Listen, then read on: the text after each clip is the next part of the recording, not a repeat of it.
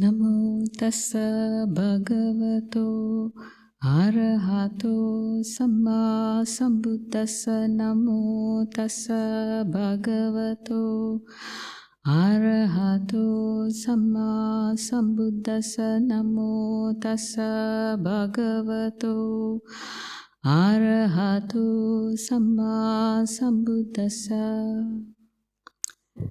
Good afternoon, everybody. I think you can hear me well. Yes.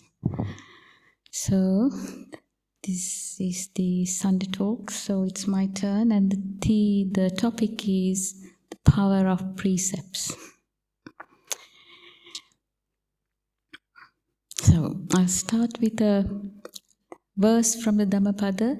Venerable Ananda, that is the attendant of Lord Buddha, he was contemplating on his own that the scent of the flower blows with the wind. And he was thinking, is there any thing that goes against the wind or goes in both ways, with the wind and against the wind? So he was contemplating and reflecting this. He, being the attendant of Buddha, he has the opportunity to put these questions to Lord Buddha. So he approached Buddha and asked this question: is there a scent that goes against the wind?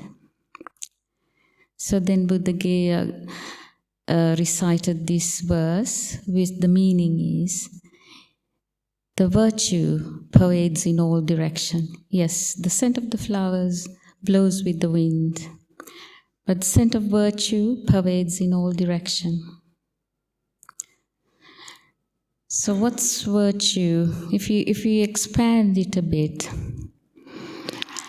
if somebody has good moral conduct, that spreads in all direction. Even if you speak of a person, if before a person comes to do a job or come to the monastery or something like that, people speak of the goodness of that person, the good moral conduct of that person. So that's how the virtue pervades, because when one behaves in a moral way, when the moral conduct is good, people speak about it even when the person is not there. Even before the person arrives, people speak about the moral conduct of the person. And even when the person is no longer there, this speech, you can hear people speaking good about people. So that's what it does, having a good moral conduct, living by precepts. So moral conduct in Buddhist teachings, there are these precepts. We have the 5 precepts. We have the 5 precepts, the 8 precepts, the 10 precepts. So the 5 precepts, if we start with the 5 precepts, because all human beings are, a human being is defined as one who keeps the 5 precepts. So the 5 precepts are not killing, not stealing, not committing sexual misconduct, not lying, and not consuming intoxicants which alter the state of mind and lead to dullness. So these are the 5 precepts. These are principles. These are principles people take up voluntarily. It's something to practice as human beings. So when we don't take somebody's life, when we don't kill, we give the life back to the person or to the insect or the animal. And when we don't steal, we are not taking something that belongs to somebody else. And if we think of oneself, we don't like people harming us, and we like to protect our life. So in the same way, we have to reflect the others have the same way of thinking. So that's why we give them that fear, that security, not having fear, protecting their life, protecting their belongings. So that is something we give. We give them something. We offer them fearlessness and security. And that's how trust is built, isn't it? So that's how the morality or the moral code is established. People have trust in oneself, and this spreads in all directions if one can build up that trust. And it's the same with the not committing sexual misconduct. So we behave in such a way that the partners you live with can trust each other. So we're giving them this capacity to have that trust, and that's what's developed, and not lying. And that's the same. People can trust each other. That's how trust is built, by speaking the truth. And the intoxicants. When we take intoxicants, that alters the state of mind, yes? Once we went recently to a particular event, and then one of the monks who was a prison chaplain was explaining how most of the prisoners, yes, majority of them, I suppose, have committed these acts of offenses after taking drinks and drugs. And the sad part of it is they can't remember what they've done because they were under the influence of the drugs and the intoxicants. So when you hear that, when I heard that, I thought it's how sad, because it is this influence, under the influence of intoxicants, one has committed this act, which one was not aware of. So why take substances that alter the state of mind? That's why this precept is important, because it may start with small quantities, yes, but it can lead to an addiction.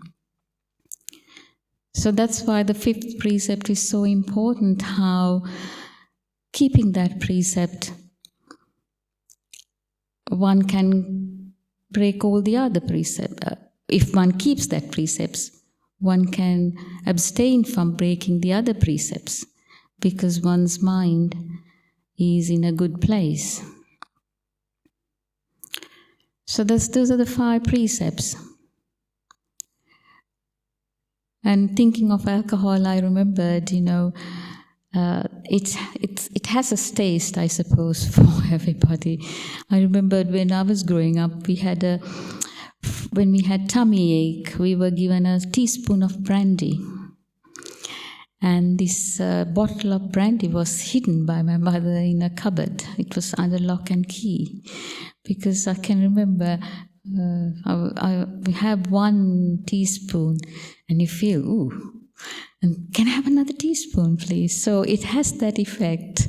So fortunately, she was, wise enough to hide that bottle of brandy, and we only had it when we had the tummy ache. And when I was reflecting on what to talk about today, the 5 precepts, I remembered that incident. So that's how the mind can be addicted.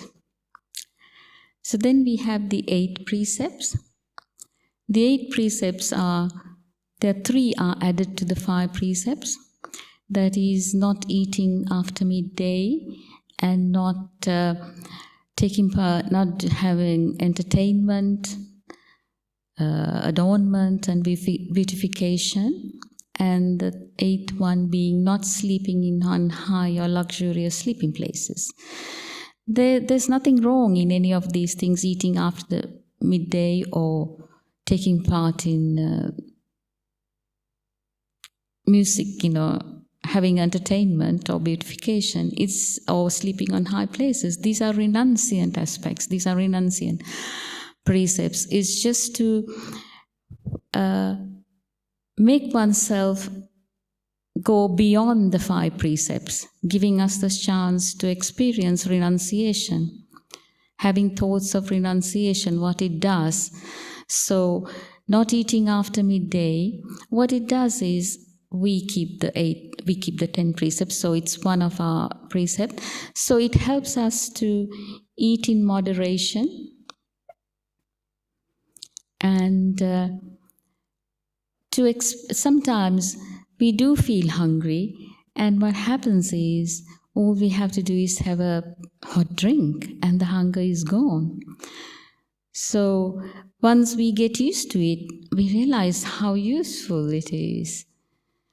But it's not that everybody has to do it, but it's good occasionally to be able to practice the 8 precepts, just to experience it, what it does, So that's the renunciant aspect. Then the same with the entertainment, beautification and adornment. It's also a renunciant aspect, to see what entertainment does and see whether if one gets carried away or not. It's just practice when it's useful, when one is ready to see the renunciant aspect of life. And sleeping on high places, I think what happens is we become, it leads to some kind of laziness, or, well,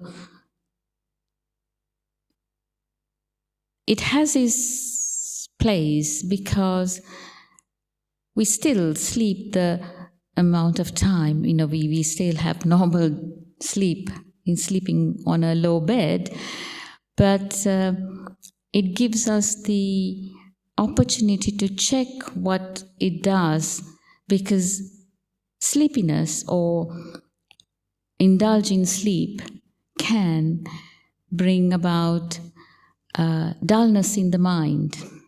Yes, sleep is necessary. We need sleep. But oversleeping or indulging in sleep brings some dullness into the mind, laziness into the mind. One has to experience it. Well, that's what I have observed over the years by sleeping on a simple, normal bed. So that's the 8 precepts. And then when it comes to the 10 precepts, that's giving up money. Well, that's for the samanas. So that aspect makes us practice the Eightfold Path, really. That's the basis for the monastics, the rules monastics keep based on 10 precepts. It leads to developing the Eightfold Path. So these are the precepts that are available. So these precepts, keeping these moral principles voluntarily, is what bring about virtue. And that's the power of the precept. So Buddha went to say, a seed or plant life is based on earth. Earth is based on the earth, established on earth. The plants have the opportunity to grow, a seed or a plant. In the same way, the foundation, the virtue, allows, that's the foundation for the Eightfold Path to be developed. So that's the foundation, virtue, that's the foundation for developing the Eightfold Path. So how does one accomplish virtue? Well, we know what keeping the precepts, it's one bring about the morality or the virtue. How does one accomplish this? Keeping the precepts, yes, following the precepts make us grow in our morality and develop our virtue. And the second, another way of accomplishing this is being in places, one has to associate and be in the right place. Because if we are in a place where we are not having the opportunity to uphold our precepts, that means we are in the wrong place. We must avoid those places. That's one way of helping ourselves to keep the precepts. So avoiding places that we can't hold the principles or the precepts we are accustomed to. And also being around people that help us to keep the precepts, encourage us to keep the precepts, or even be around people who will develop even higher, allow us to go higher, keep the higher precepts. So hanging around people who encourage us to keep precepts. So this is something one has to do in order to keep the precepts and develop virtue. So sometimes watching certain movies or listening to news, reading newspapers, because the media is bombarding us with news. Yes, there's a lot of news, the social media, whatever is going on with the internet at the moment. This allows us to have a lot of information. So this information is useful, but one has to know where to draw the line. Is this information useful? Is this information that's coming into me, is it helping me to hold the precepts I'm holding? Or does the mind take me somewhere else, hearing this information? Or sometimes the songs or music we hear, because the lyrics can be so not very skillful lyrics are here, that there are songs which are not that helpful in keeping the precepts. So we have the choice to listen. We have this choice to listen to the right information, take the correct information, because it's the information we take, it affects the mind. So we need to, if we are to keep the precepts, or if we are to hold the moral code, and if we are to develop virtue, we need to find places to hang around, go to places that help us uphold the moral code or uphold the precepts, and at the same time, the information, the media, that we live in an age of internet and the media bombarding us with a lot of information. So how to hold that medium, how to discipline oneself, where to draw the line. This is enough news I've heard, and this is enough. One has to know what's going on, but how much one indulges in this news and everything that is available. So that way we can choose the time and the place, who we associate, where we go, in order to help us keep these precepts.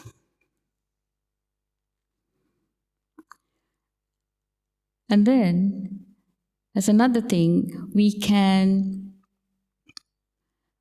have to be honest to ourselves as well. Because because wrongdoing it's normal, human beings do make mistakes. There's nothing wrong in me making mistakes, because we learn through mistakes, mostly.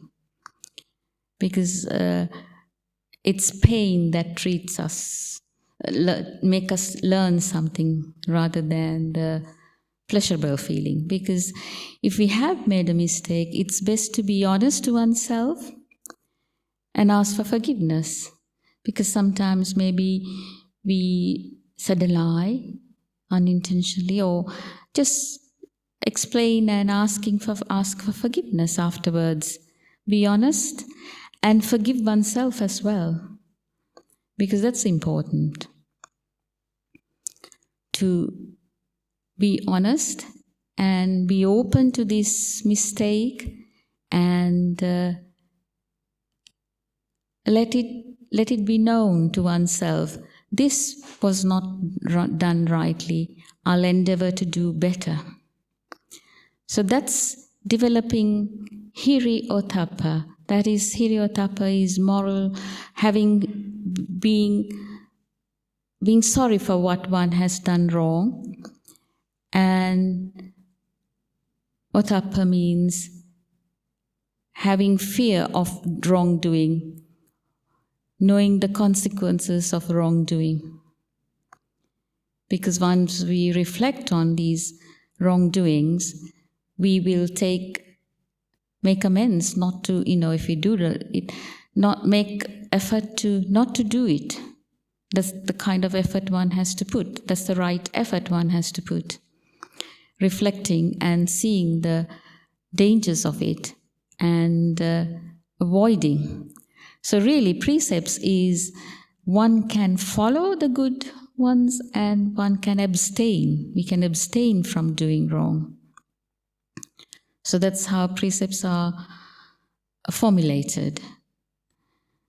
So doing that, having the hiri-ottappa, that is, hiri-ottappa is the guardians of the world, because as human beings we know what's right and wrong. We have that sense. So having this fear of wrongdoing and the consequences of wrongdoing and knowing that it's wrong is an advantage the human beings have. So to use it and use it in day-to-day life when we act and speak, to use this quality, the hiri-ottappa. And also, one can use sense restraint. That is, sense restraint is, we have 5 sense doors. That's the eye, ear, nose, tongue, and body. How we restrain these senses, because whatever we see, hear, we deliberate in the mind. So, we can restrain this eye and the ear. That is, again, what we choose to see, what we choose to hear, we can restrain ourselves in order to protect the mind. So that's one way of cultivating virtue that will help to keep the precepts. So there's something that Buddha has explained in another simile. When one's mind is protected, one's deeds, one's physical and verbal and mental deeds are protected. When one's deeds are protected, they're not corrupted. When one's deeds are not corrupted, the deeds are not rotten. So a person who has followed this and whose deeds, that's physical, mental, and verbal deeds, are not rotten, will have a good death. So it's like a house. If you think of a house which has a good roof, if the roof is good, and so the roof peak is protected, the rafters are protected, the walls are protected. So the whole house is protected with having a good roof. So that's the value of keeping these precepts and making the effort to live by these precepts. How it will help us in life.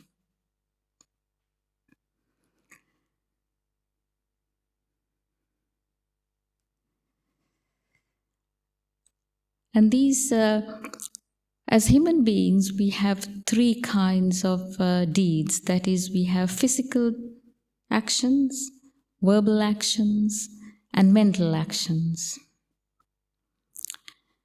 So physical actions are, if you connect it to the precepts, the physical actions are not killing, not stealing, and not committing sexual misconduct. And the verbal actions are not lying for now. There's more to it, but it all starts with the mind, isn't it? We need to protect the mind, because if the mind is protected, our deeds are protected. So it begins with the mind. How to protect the mind. When we do good deeds, we can recollect our good deeds, yes?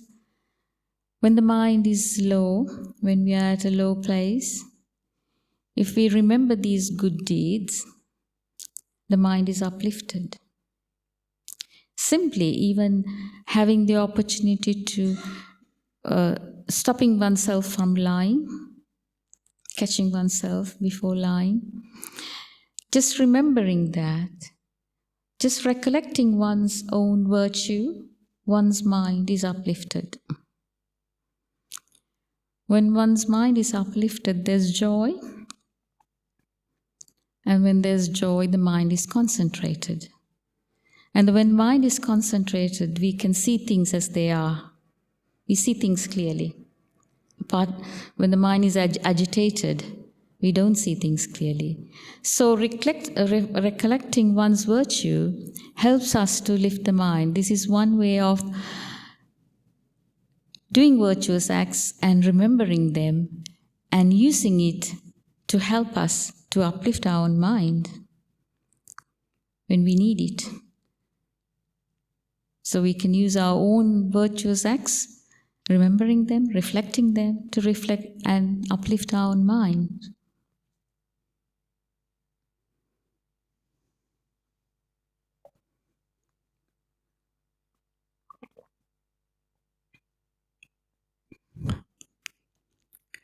And also Buddha went further when he advised Rahula.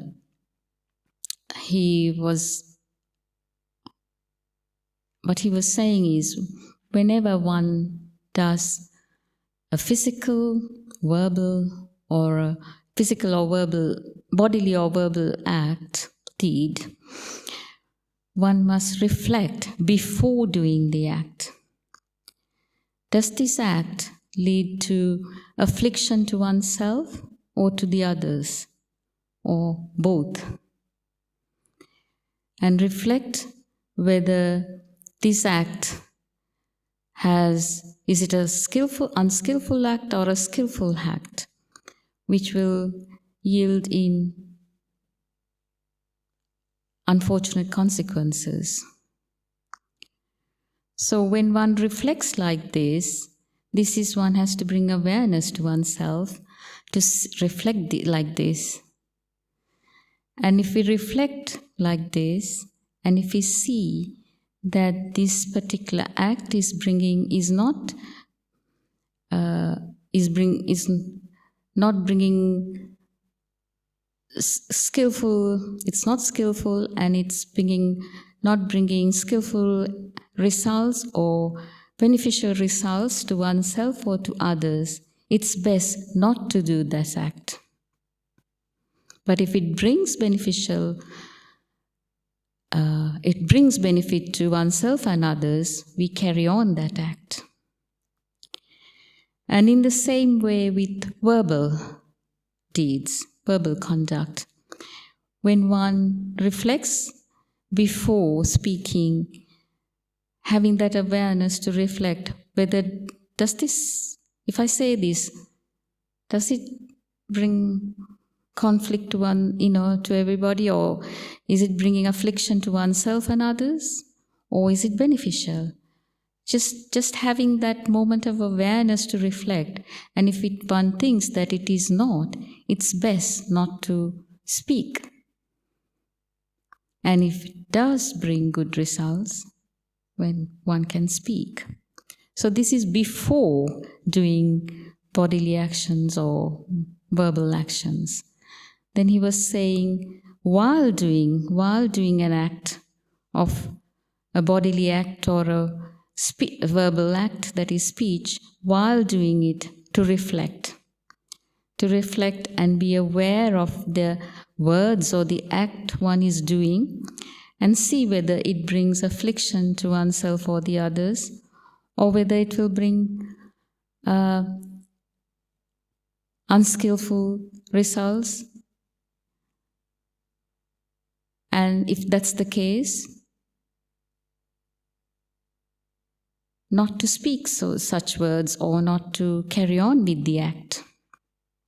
And if it brings good results and it's beneficial to oneself and others, to carry on with the speech. And he was also saying, once an act has been completed, once a conversation has taken place, it's best to reflect on it. And then, when we reflect like that, then we can correct oneself. And then only we can, if we see that, oh, it didn't go so well, we have the opportunity to ask for forgiveness and make amends, not to do it again. So have that wisdom to see where it went wrong. And this is how we live the life in a Dhammic way, using the precepts, using the virtue, using the teachings. How we can carry on day-to-day activities, day-to-day life in a way that is beneficial to oneself and to others. So there are lots of tools that are available in Buddha's teachings like this, and then to do it, what comes to my mind straight away is putting right effort. Because we have to have the right effort to have this kind of reflection and being able to reflect and see whether it's beneficial or not. Because the right effort is to see if something is skillful, to develop it more, to maintain it and develop it more. And if it's something is unskillful, to put the effort to stop it and prevent it happening in future. This is the right effort that comes in the Eightfold Path. So when we reflect like this, the factors on the Eightfold Path is very much useful to live the day-to-day life. We can use in our daily activities.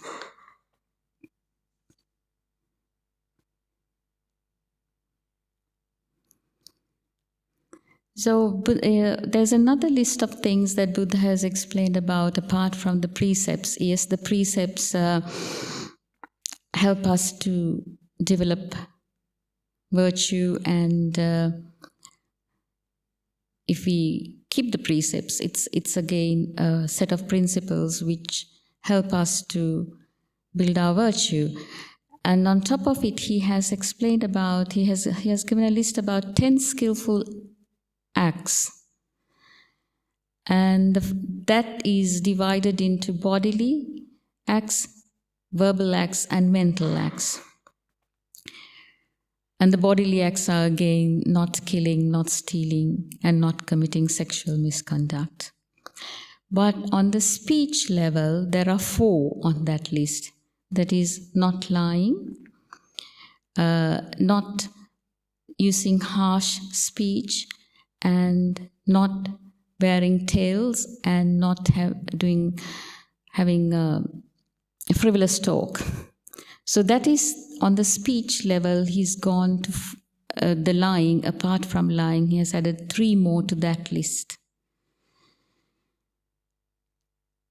So this is, in monasteries we use these principles very much, and that helps us to keep the harmony in the community, because not using harsh speech and not tale-bearing and not gossiping, really, that helps to keep the harmony in the community, because we may stop physical acts like killing and stealing, but the verbal daggers can carry on because they can be very harmful. Speech can be used in a very harmful way. Communication can be used in a harmful way to harm each other. And that's something one has to take care of, especially living in community, but in household life as well. It's something we all can practice, yes? Because we can hurt each other with speech a lot. And when we say what happens here, we take tales from here to there and there to here. What's the intention behind it? What is the intention behind tale bearing? Try to divide people, just to create unnecessary agitation or putting people in difficult situations and making them do or say things that if we hadn't known that, if they knew it, they would behave in a certain way. If they hadn't known it, they will behave in a different way. So just seeing what benefit these tale bearing and what's the intention behind it. Is it really necessary to pass this information from one place to another? And also gossiping. That also one can investigate what's behind it. Is it really beneficial? So we can reflect, just like Buddha advised Rahula, is this beneficial? Gossiping in this way. So speech is very, we interact because we need to communicate with each other, definitely, but put special emphasis. We may be not, doing physical harm to each other or not stealing and not committing adultery, but that's very good. We physically abstain ourselves from these things, but verbally also we can exercise this in a more active way, seeing what the speech does in being in family life or in working in offices, what it does, what the speech does. And the last one of that category, so he has, of those 10 skillful actions, the last one is the mental actions. So everything begins with the mind, really. The mind, if the mind is in a good place, the physical actions and the verbal actions will follow. So the three categorized under the mind is covetousness, ill will, and right view. So, covetousness, we're constantly lacking in things, yes? That's the nature of our mind. There is this lacking nature, wanting something, because we see something advertised or a friend having something, we immediately want to have it for ourselves. Wanting something, since we may be having a house, but if we see a house, we think, oh, it's nice to be in a house like that. That's that wanting, the wanting we have, not being contented with what we have, and see when there is this wanting, how the mind behaves. Because the more, along with the wanting, the ill will comes, because we seek pleasure. There's nothing wrong in enjoying things or seeking pleasure. But if we are caught up in it and we We try to get whatever somebody else is having because somebody else is having it, therefore I need it. And we try our best to get it, but when we don't get it, what happens? It's immediately followed by ill will, yes? It's normal, we get angry. Tried our best, but it didn't come my way. So, along with this covetousness, ill will is followed by it, yes? If you think, take your own examples. I mean, if you take our own examples, we can see this happening. How one chases something and when it doesn't come our way, there's the sadness and the ill will. And it's in this thing, what Buddha was saying was, with covetousness, the mind gets polluted. And then followed by ill will. It leaves a stink in the mind, it stenches the mind, ill will. So take your own examples, because it's the quality of the mind that we are working on with Buddha's teachings, yes? It's a mind training, a set of principles to train the mind. And being aware of what enters the mind. Because these defilements, these adventitious defilements, they enter the mind. They enter and they leave, yes? They're not there all the time. So it's having that awareness to see this arising of defilements and what it does to the mind, how one behaves with a defiled mind. That's the one to observe. If you observe and see the process, it's not that we are trying to stop everything, because it's not possible. That's not what we are here for. It's just observing the process. Observing the process, how something enters the mind, how the mind takes hold of it, and how the quality of the mind changes with it. And one acts with the body or with speech accordingly. So just observing this process and understanding this process, that's all one can do. Once we observe and understand this process, we can master it. First, we have to understand, observe, and understand. We're not here to get rid of things straight away. Oh, ill will is bad, so I get rid of it. Lustfulness is bad, I get rid of it. No, it's just that it has arisen in the mind. And how we act when it has arisen in the mind. Ill will has entered the mind. And how we act with ill will. When we observe and understand this nature, we can master our own minds. We are aware that ill will has entered. We are aware that lust has entered. So we become extra vigilant. Because with awareness we act. Okay? If we are acting without awareness, if we don't know what has entered the mind, the consequences are great.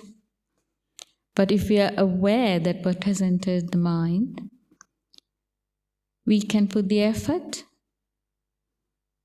we can reflect, and we can reduce the damage to a certain extent. And even if we realize it afterwards, that's what the whole thing about Hiriotapa, we have recognized we didn't do it well. So asking for forgiveness or making amends, making the effort, making the determination to do it better next time. So we have this capacity. Before acting, while acting, and after acting. So that's what the Buddha Dhamma is providing us with. So that's covetousness and ill will. It's mostly connected, as I explained. You can try with your own examples. And the third one in the mental activity is wrong view. Well, the wrong view is like flies. That's how Buddha has explained now. The covetousness pollutes the mind and then leaves a stench with ill will. Then wrong views are flying all over the mind. It's like flies. Because if we are coveting something, we can think, oh, why? So-and-so is having it, not me. So we can form all these views about, oh, so-and-so is having it, not me. And so many views and opinions can be formed in the mind. That's what it's flying in the mind. So wrong view is compared to flies. But if I take another example, like a mother and a daughter, or father and a son, when the parent sees the child, it's an agreeable object. Yes, we're happy to see the daughter or the son, and then we think that, oh, the child will bring me happiness, and then what happens is, oh, therefore, this is my child, my happiness, everything becomes mine. And that's how the view is created, yes? This is how a view is created. So that's wrong view, yes? Yes, it's good to have parent-child bondage is a very unique thing, but the child cannot make the parent happy all the time. We see it as something that will give us pleasure. We are the ones who are creating that view. This is pleasurable, this will give me happiness, this will give me long-lasting happiness. The child will behave in this way all the time. But as we all know, they're bound to disappoint us. And also, as a parent, we have a duty, yes? And then seeing the child, we make plans for their future. That's fine, that's the duty. But then if we cling to these plans, if we cling to the role of fatherhood or cling to the role of motherhood, making plans is fine. We all have to make plans. But we cling to them. We cling to them as, this is the truth, this will happen, it's permanent, this is mine, this is my plan, my daughter, my son, and the plan will go exactly as it is.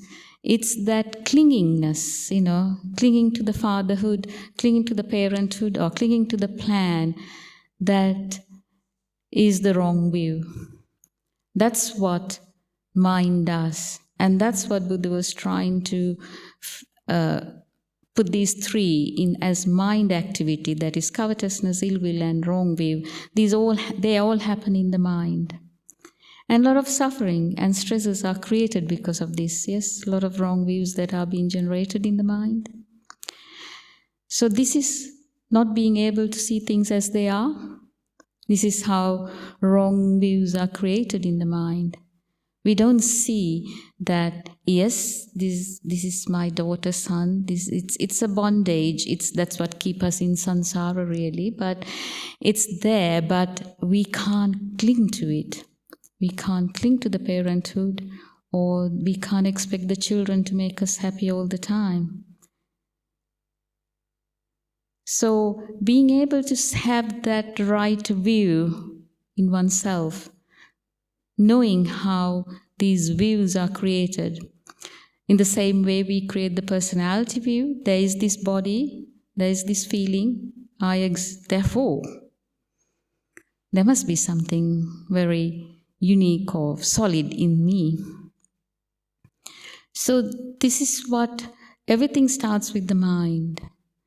So how these views are created in the mind is something we can observe, we can explore and try to understand when these views are created all the time. Whenever we feel, whatever we feel and perceive, we think it's pleasurable and it's mine. That's how we see, yes? We don't see it as something that is impermanent or that is unsatisfactory or as not mine. We see it in the other way. It's something we have to explore. It happens, we are so used to seeing things in this way, and changing that way of seeing, perceiving, feeling, perceiving things, it takes a while. But to see it happening in oneself, we have this human mind and body, to be able to see it within oneself is seeing the Dhamma. We have to see it within oneself. That's the whole idea of these teachings. It's a wisdom teaching.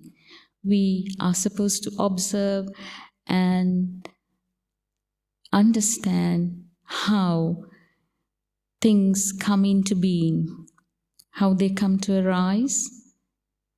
And when we know how these things come into beings, the origin of it, then once we understand it, we can overcome and we can reduce the stresses that it creates.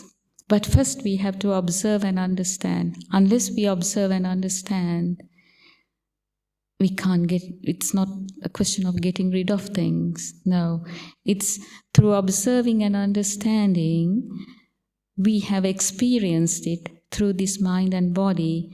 Things fall away on their own. We are not trying to push away things or not trying to suppress.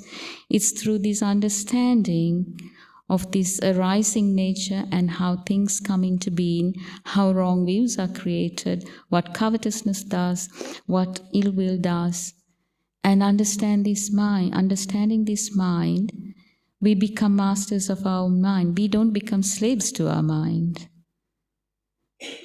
So the more we understand, the more we observe this, we can turn things around and be able to see how views are created, and then how stresses, I think that's the best word for dukkha, how dukkha, stress is created in the mind. Everything is created in the mind. That's where it all starts. So it's a mind training. It's first thing to do is protect the mind. Then the other acts will follow, the verbal and the bodily acts will follow when you start from the right place in the mind.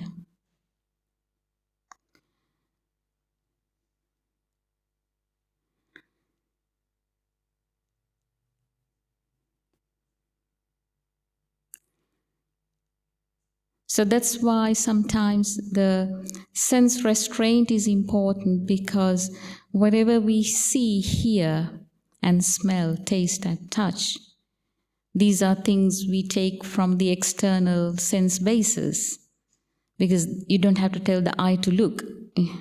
It does it by itself, yes? That's the nature of the eye. But if we understand how to restrain what we take in, because it goes to the mind, and the mind takes its own course, seeing, hearing things. So if we understand this process, we learn how to restrain the other sense faculties. So we choose where we hang around, we choose what we listen to, what information we take. So having good friends, then we become wiser. We know how to restrain oneself, though all these, the media and everything is bombarding us with,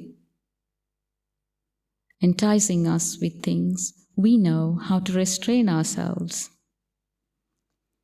And then when we restrain the other five sense faculties, the mind can do its own work. The mind is restrained as well.